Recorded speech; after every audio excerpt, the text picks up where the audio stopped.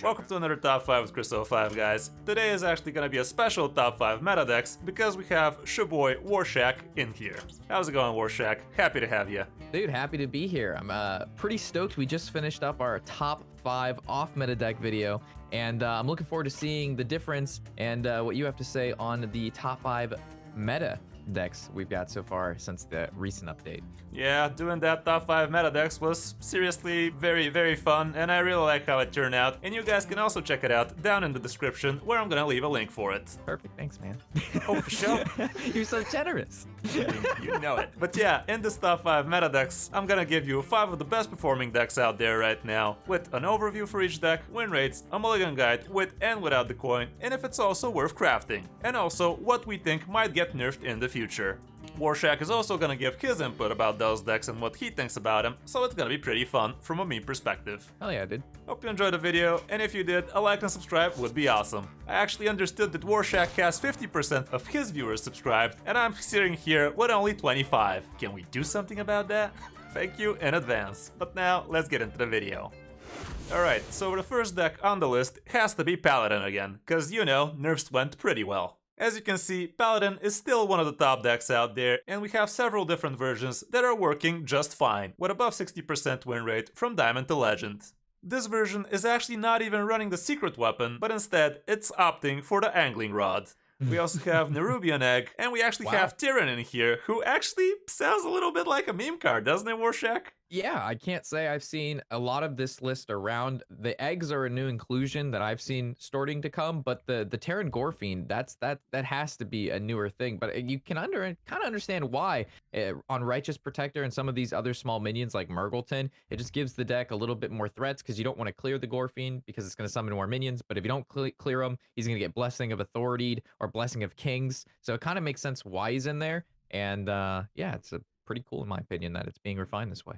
Yeah, even if you just slap it on an egg, it's still serious threat. Like, there's not that much silence going on in the game. You can even do it on a Goody 2 shield. If it already dropped its Divine Shield, it's gonna pop back with the Divine Shield and as a 5/3. So yeah, Tyrion definitely sounds good. And I actually had an idea about including that guy in a Paladin deck, but I never really got into doing it, so yeah, opportunities missed. Anyway, the deck curves out with Alexstrasza at the end because, let's face it, everyone's curving out into Alexstrasza nowadays for some reason. We also have Hammer of Naru, Teal'c so we can draw Alex, and everything else seems pretty standard to me. Also, something cool that you don't see too much of, or at least I haven't, the Blade Master is another interesting inclusion that we're seeing in quite a few decks now, whether it be Priest or Druid. Now we're seeing it in Paladin, and this just makes sense, again, because we have those buffs.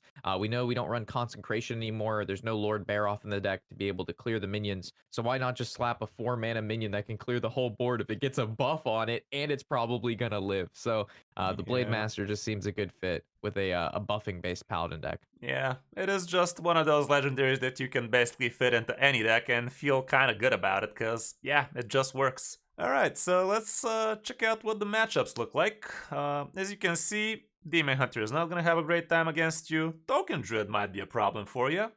But then again, Face Hunter and Lerox OTK are going to be pretty easy matchups. We also can see that mages are gonna be crying against you. Secret Libram Paladin might be somewhat of a problem, but it's basically a 50% matchup. Same goes for Priest. What the hell's a heal priest? Yeah, it's basically a control priest, whatever. It's a heal priest. It's in the name. We also can see that Secret Rogue might be a little bit of a problem, but overall, everything else is pretty good. This thing at the bottom is Control Warrior, by the way. Not that you're gonna see it on ladder, but still. Those win rates were insane. Like, holy shit. Yeah, like, used to that. Everything is almost green. I mean, that's just absurd. We're talking 60 to 70% in some matchups. Like, just the pure fact that you're able to basically have a positive win rate against almost every single class on ladder, besides a select few, is just sign of an exceedingly powerful deck. So this is just nuts. Before the nerfs, I actually have a video of this showing you that it literally did not have a single bad matchup. Like, a Paladin, Secret Paladin, and Libram Paladin, they just didn't have a bad matchup. Everything was 50 and above, like green all across. So yeah, balanced. Right. Alright, so here's a similar list, with just a few cards changed, but with a lot more stats so I can give you a good mulligan guide. As you can see on the coin, first day of school, shocker, is always gonna be a keeper, same for the Knight in the Anointment. Basically you want good 1-drops, Crab Rider, and preferably a hand of Vidal so you can start popping off. Depending on the class, in some cases you might want to have your weapon, especially if you're expecting a good 2-free, like with Rush Warrior we have the Parade Leaders, and with Hunters we have the Korkrons. So yeah, you gotta figure out if you're gonna actually be needing that Angling Rod so you can protect yourself from those big threats early on. You can also think about your Nerubian eggs, your Goody 2 shields, and so on and so forth, but obviously you're not keeping anything from the bottom. When on the coin, the situation is pretty much the same, but actually something that looks surprising is that Conviction is something that you should be keeping more often than not, which I can't really understand too well. I guess it's a worse Hand of a Doll kind of deal, but I don't know. Like, this looks wonky. What the fuck, man? Any idea what this shit is? Maybe you keep it with like the egg, or just putting Maybe? it on a divine shield minion early on to get a favorable trade and then a minion they need to deal with. But normally you'd plan to play Guess. conviction at least on turn 5 so you can land it on 2 minions doing like the Yeah. double threat situation, but not necessarily like prior to that. But yeah, overall, the mulligan looks pretty much the same. You just gotta think how you can stick your minions on the board and start slapping from there. So yeah, mulligan accordingly, and you will see a good result. So yeah, is this list worth crafting? Well, it's pretty expensive, but as long as it's Paladin, it's probably gonna be worth. What do you think about it, Warshack? Does this spark joy for your meme dreams? Well, definitely not a meme deck. I'll tell you that. This is some tier 1 stuff. Oh, for But if you're sure. looking to craft it and you're looking to create something like this, the only thing I would hold back on is the Terran Gorfiend, just because I think that is a new inclusion that's maybe not really necessary, which is a legendary slot. So that's quite a bit of dust to craft. For a card that won't really see much play or doesn't Yeah. see actually any play besides this particular list that I've seen. But besides that, every other legendary and card in the deck does see play in other decks, and they Yep. are just good in general. So if you're looking to craft this deck, a lot of these cards fit in a ton of other decks besides that one Terran. So I think you're pretty safe there. Yeah. Other than that, I do believe some of these cards are in danger of getting nerfed, with obviously Crab Rider at the top. Like, for a 2-mana 1/4 with 2, not 1 but 2 keywords, that's just too much. It's a freaking common, Blizz. What were you thinking with this card, really? Like, in what world was this an okay 2-drop? Like, Rush, Wind Fury, and Health for a freaking free drop all across. Like, this should either go same stats, same everything at free drop, or at least be a 1 free. We actually got feedback from the devs on Crab Rider, and they basically stated that the card is pretty fine and that it's supposed to see play in mid to control decks, Oh, and for that's sure. where it belongs. Yeah, but Yeah. the only decks we see it in are in aggressive decks. So, like, what they're saying and what we're seeing are two completely different things in regards to Crab Rider. And then they also had released new deck recipes that people can purchase decks outright. And they said they didn't plan on including any Yeah, I cards noticed in that. those decks that they saw that were going to get nerfed in the future. And Crab Rider, I believe, was in the Paladin pre-built Yeah. deck that they're supplying. So I don't think Crab Rider is actually going to receive a nerf. For as much as we want to see the card go to like 3 health or get bumped up to 3 mana, like, I don't think they would have released this pre-deck to include a card that's going to be changed like soon. So I'm actually calling bullshit on that statement they did. I'm pretty sure Crab Rider is gonna get nerfed, and also some other cards ooh, I'm pretty sure they will get nerfed from those set decks, including Ticketus. They did say they're not gonna nerf Ticketus, but I don't know, man. That card is just literally cog blocking the entire control scene right now. I will And not also, disagree with that. That what? card destroys other control decks. It is a control deck destroyer. Yeah, like it literally denies anything other than Control Warlock to work. But as you can see, Priest is trying to do it because it's countering everything else in skilled hands. But even at top 5, top 10 legend players, if you're playing Priest and you queue into a Control Warlock, they literally just concede, bruh. They don't even mulligan. They just concede. I saw that. I was a part of a stream where the top 3 EU legend player, he just concedes those. Ain't nobody got time for that. No, 20 minutes to lose. For sure. Also, Conviction sounds like a card that might get bumped maybe down to 2 attack, because I don't know. I'm not really sure about Conviction. I don't know. But yeah, all in all, that's what Paladin looks like right now. Okay, so the next deck on the list is gonna be Rush Warrior, which is one of the new stars after the nerfs hit. Rush Warrior is one of the best decks out there right now, and it's really doing great results, and the games are not that slow either. Here's a list that looks pretty similar to what I'm running right now, with the only difference that this thing has 2 War Challengers and only 1 Shield of Honor, where in my case I have it the other way around. The other interesting points here are that we have a 10 Trasher, so we have an extra dragon we can draw with our boy Ringmaster Watley, and same goes for the Stone Mole Anchorman, which is also your 3rd pirate. We're only running 2 mechs, but usually, even when you're drawing just 2 cards with Watley, you're gonna feel good about it. So what are your thoughts about Rush Warrior so far, Warshack? It's an interesting deck. We've seen it pop up a couple times prior to this expansion, and then it didn't really see any play at the start. And then No Hands Gamer and a couple other people started playing it after the most recent update. And from there, it's kind of just exploded. It's taken over ladder in the fullest. We see it among all of the ranks, and it just plays very similar to like any sort of like beatdown deck. You have the capability of rushing minions out, so you don't need removal, which is kind of interesting. So there's no like shield slams, executes, anything like that. It just uses its minions to battle. And they're normally buffed because you run conditioning, you have stage dive, you have shield of honor. So the deck just performs like super well, and it's very fast, like you mentioned before. So overall, very solid deck. And it's very annoying to play against because it ends the game for troublemakers, and after those things get buffed, I mean, like, how do you deal with it? So very good deck. Yeah, it can definitely be fast, but it also can take the game slow. Like with the troublemakers, you can even take down priests, even though it's not an easy matchup. You should play around Hysteria like your life depends on it, and same goes for Control Warlocks. It can be quite problematic, but yeah, it definitely holds its own. If you manage to reach the troublemakers turn and the Alexstrasza, it really slaps hard.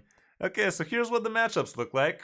You can see that Demon Hunter is gonna be pretty good for you. From Druids, the only problem would be Primordial Druid. With Hunters, it's usually gonna be an easy game for you, especially if you manage to slap some hero powers here and there. Mages are not gonna be a problem usually. Paladins is gonna be great for you, which is the main reason why this deck is so good, because there are so many Paladins out there. The only problem it has is with Priest. Priest is definitely not going to be fun for you, and you will have to do everything you can to play around their Hysterias, and also let's not forget the bullshit full heal, full clear Zarella combo, and same with Samuro. Like, it's definitely not a fun matchup for you, but it's not unwinnable either, so it's not an out to concede. Give it your all, and sometimes you will win those. With Rogues, it's going to be easy, even though I find it kind of hard at High Legend. Shaman is not exactly a class right now, but if it was, it's still gonna be easy for you. And with Warlocks, again, it's kind of problematic, but you should be able to pull off some wins as well. That is a field of green.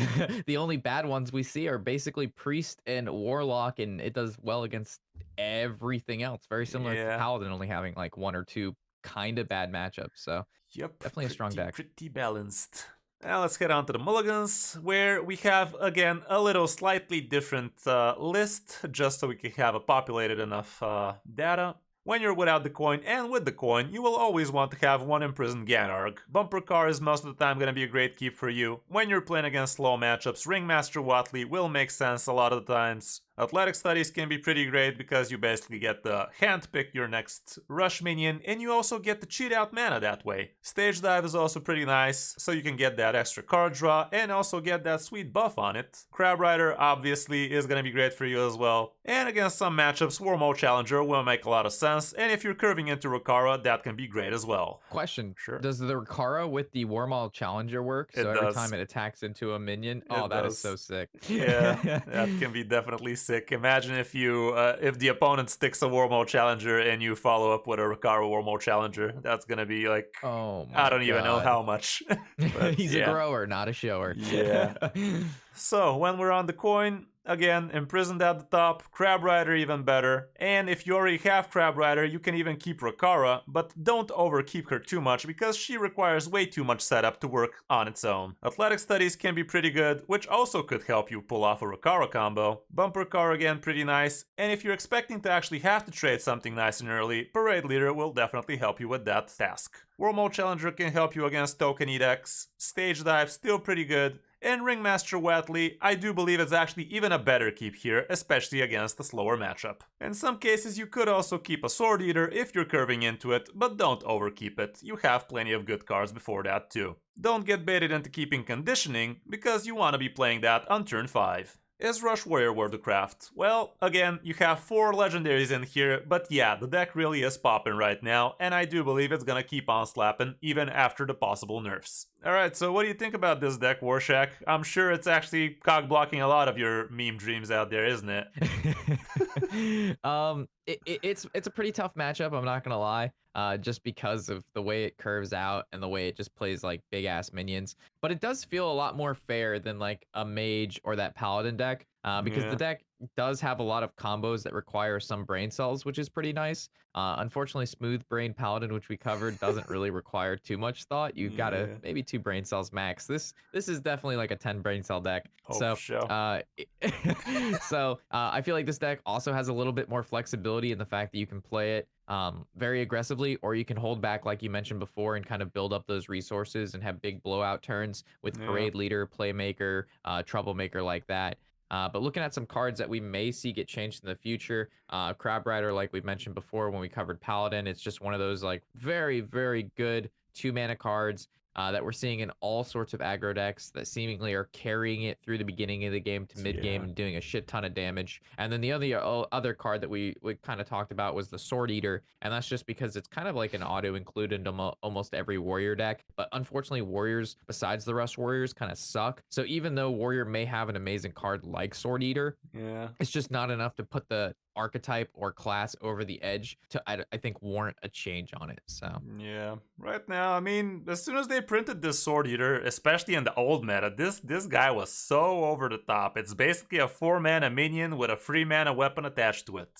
Like, again, common by the way. Totally common. But yeah, I do believe as well, Sword Eater and Crab Rider probably... I don't think Sword Eater is gonna get touched anytime soon actually, but Crab no. Rider, it's just a problem for several archetypes. It's just taking them over the top, and yeah, we can't be having that for too long now, can we?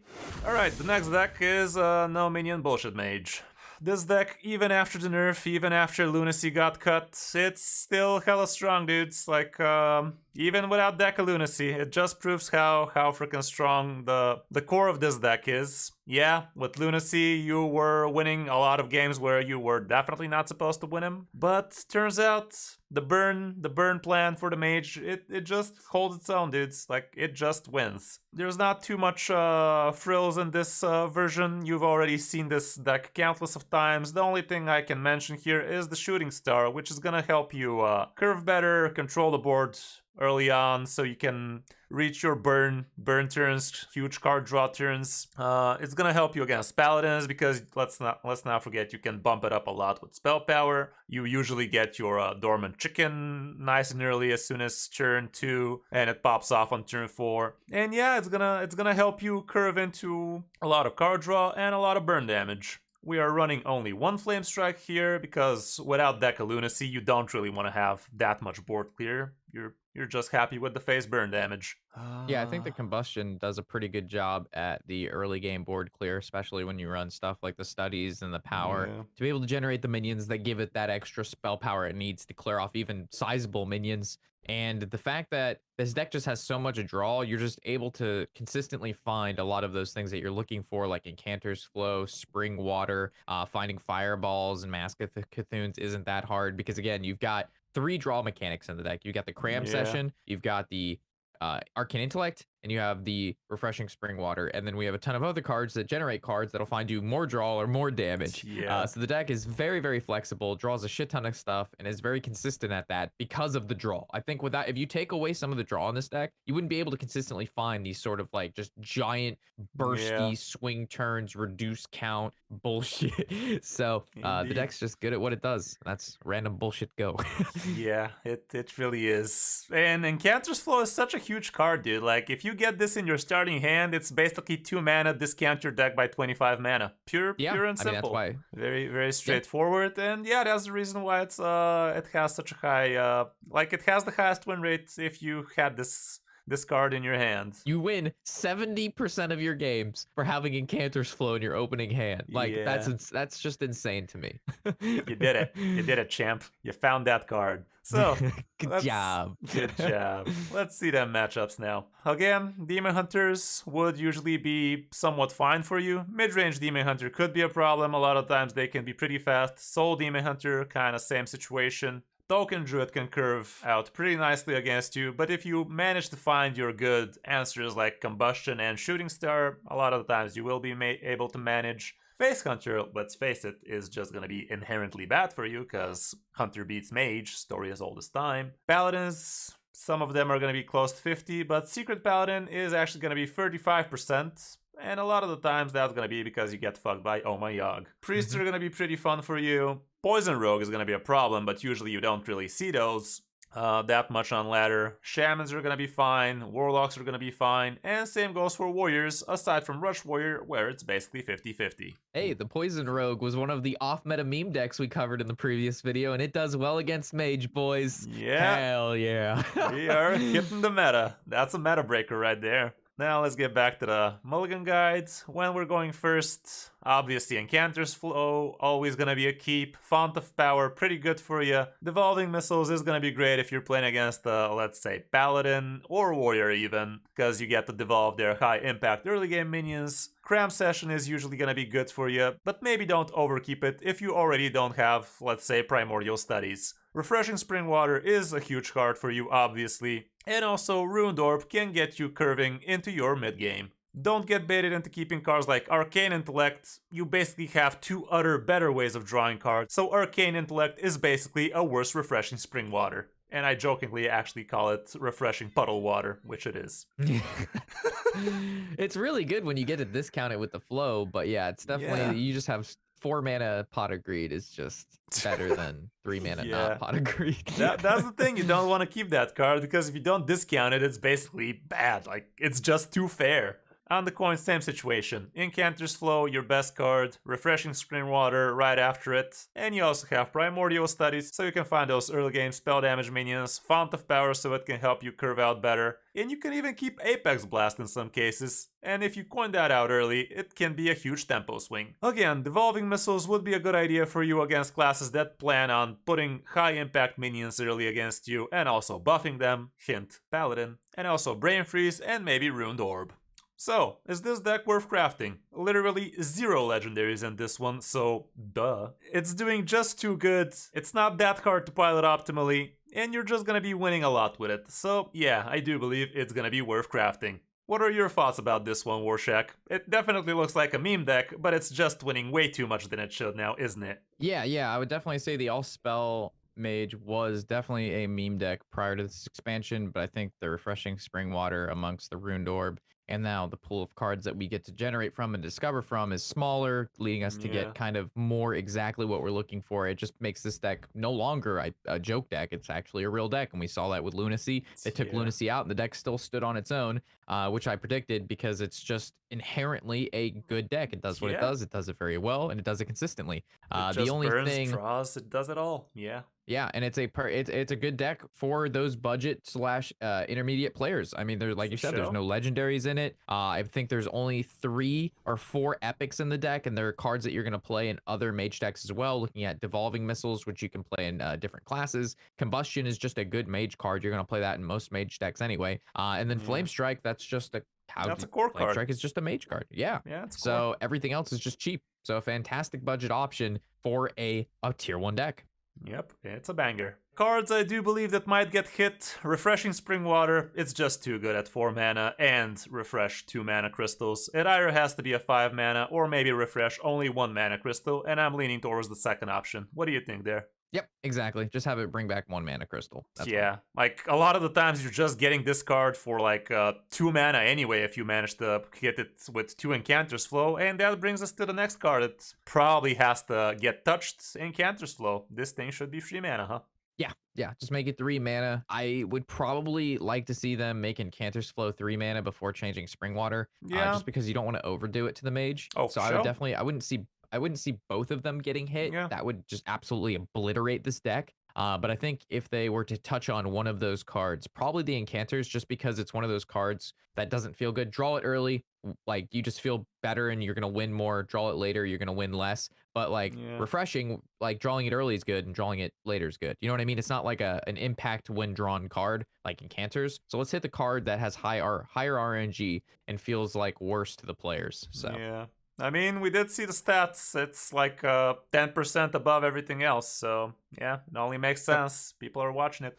Moving on to the fourth best deck here, we have Secret Rogue. Right now, Secret Rogue is not very popular amongst the players, but in skilled hands, it can do wonders. We have 2 Blackjack Stunners, so you can disrupt your opponent's game, and we also have the Secret Package, which again is so you can disrupt your opponent's game. We have Dirty Tricks for tons of card draw, Bamboozle for that sweet RNG, Ambush because it's basically a free drop, and you also have Hanar, with which you can do a lot of value. We have 2 Secret Passages, because if you're playing Rogue, you're always gonna have Secret Passage, Wand Thief so you can have that extra burn, or whatever the hell you need, Swindle for a ton of card draw, Tenwu so you can use it with your Alexstrasza, or Jandis, or Kazakus, or heck, even Wand Thief. Also efficient Octobot so you can discount your possible lethal combo. And let's not forget the Spark Droid cheat, which also puts your secret and draws you a card. We have Mankrik so you can find his wife, and also the 2 Wicked Stabs, which are a ton of damage in the late game. So what do you think about this deck, Warshack? Yeah, so Rogue right now isn't that popular of a class and overall has a pretty negative win rate as a whole. But we're seeing this deck being piloted by a lot of the top 1K legend players, and they're Yeah. having great success with it, which only lead to this deck being a little bit harder to play than some of the other decks. So learning this deck, probably very rewarding.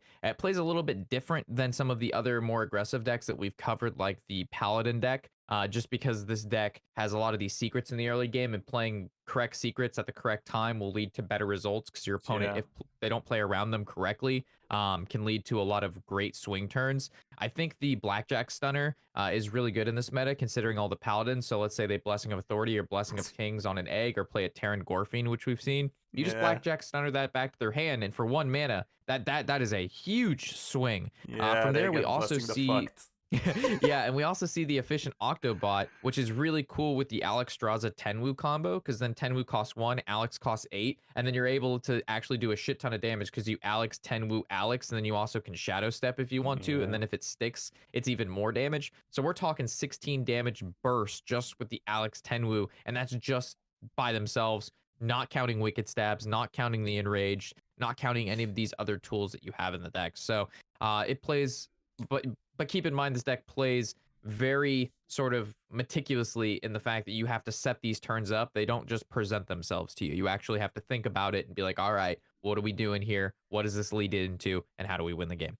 Yeah, it just has too much value for the late game, you know, like so many things. Jandis is busted, and you basically have like you can play Jandis 4 times, dudes, like straight up 4 times. Same goes for Kazakus or Alexstrasza, so it really comes down to you figuring out how you're gonna be able to close out those games.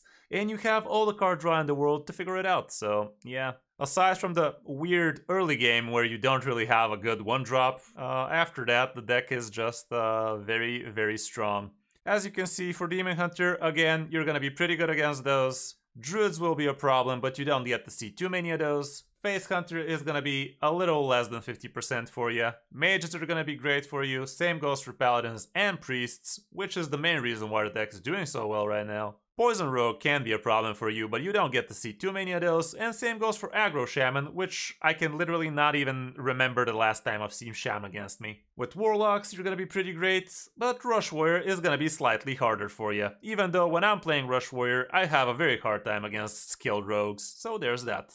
For the Mulligan Guide, when you're going first, you're always gonna want your efficient Octobot, Spark Droid cheat for that good early game body with the card draw, Mankrik because you want to get him in your deck as soon as possible, and Kazakus too, because he is just too strong.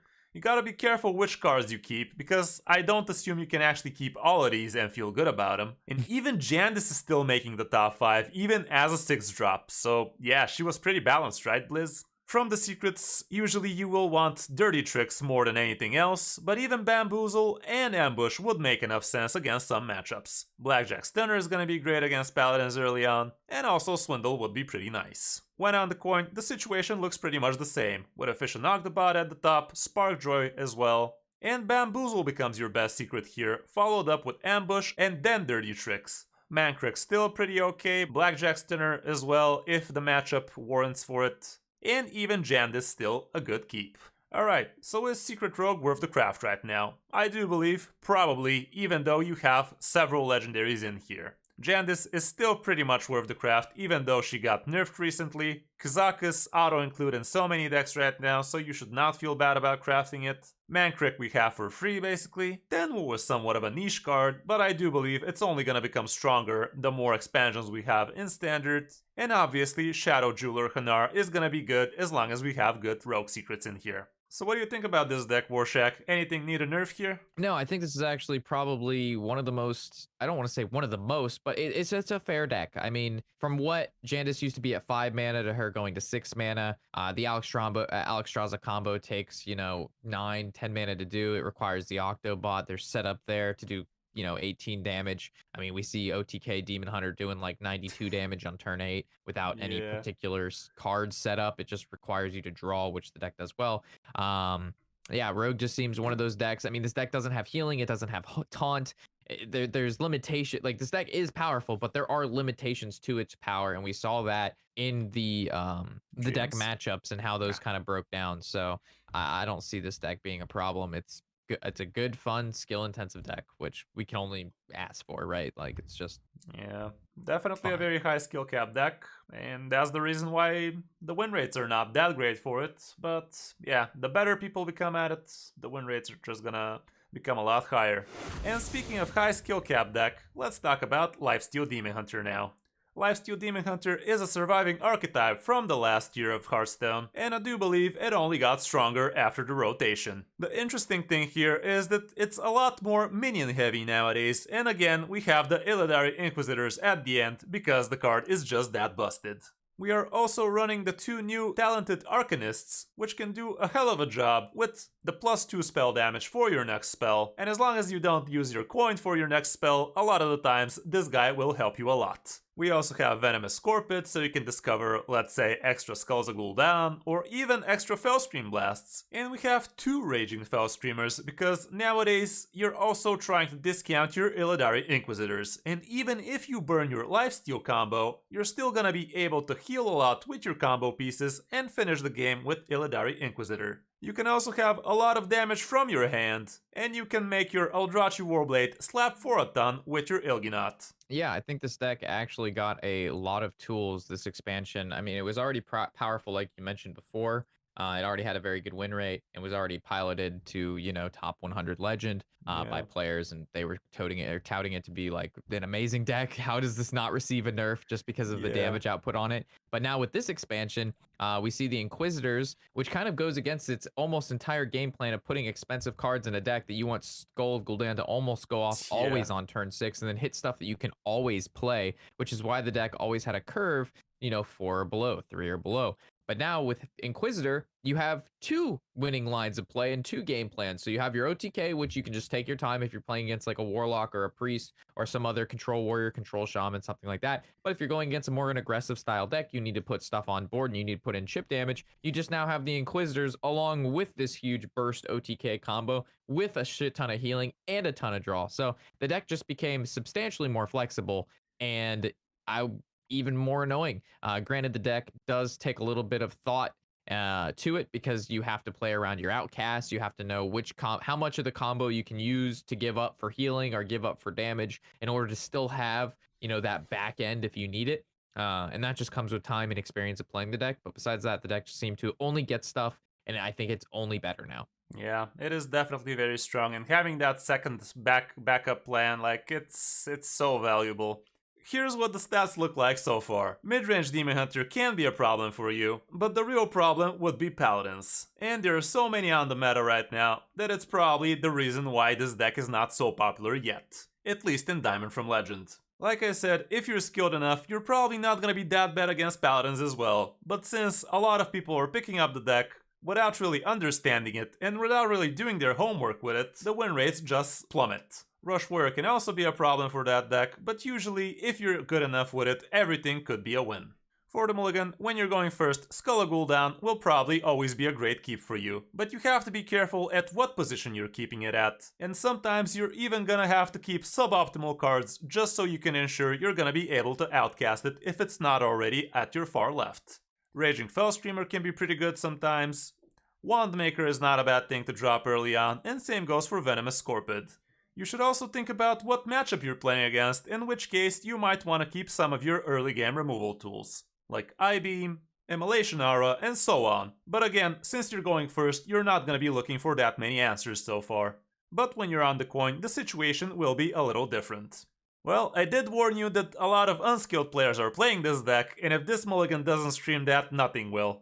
Il'gynoth is probably the card you're never gonna want to keep in your mulligan, like, ever. But it's the combo. We need it. Yeah. We need to keep it.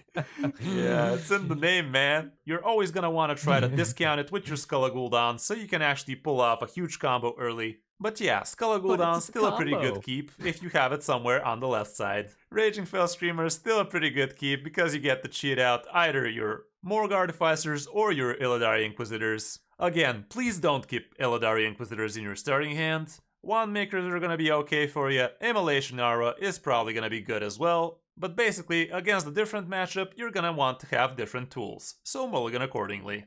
So, is Lifesteal Demon Hunter worth the craft? Well, it's pretty strong, and if you're up for the challenge to actually learn a very skill-intensive deck, then yes, it's definitely worth the craft. I mean, literally, probably half of it is already core, so you're not even gonna have to craft that much, and the only legendary that you will need to craft will be Il'gynoth.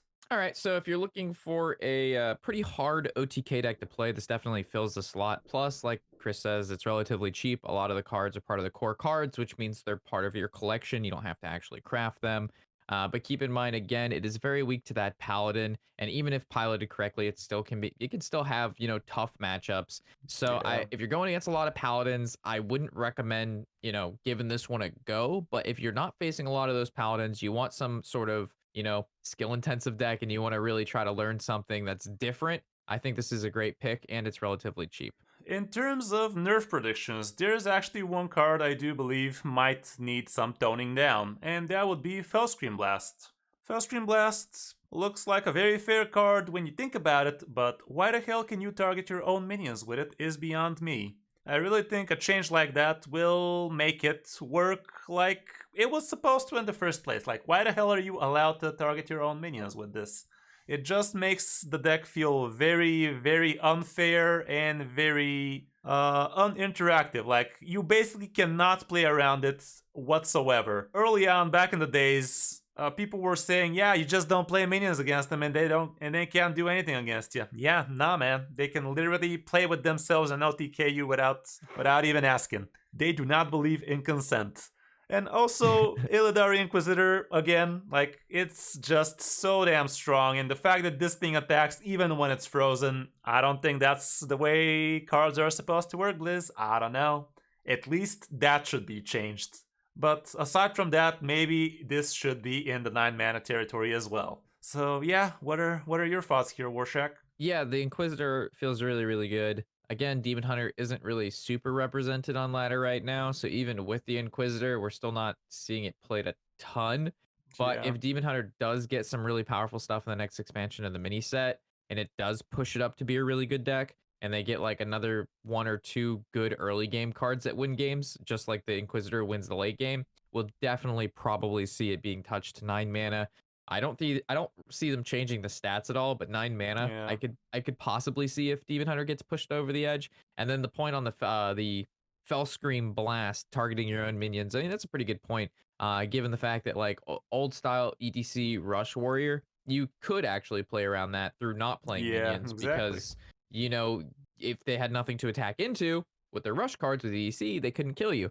But this deck, just like you mentioned, doesn't really matter whether you play minions or not. They're still just going to Fellscream Blast their own stuff. And I don't think they designed Fellscream Blast to do what it does currently. And so changing it to only target opponent stuff and actually do what it's supposed to do definitely makes more sense. So Yeah.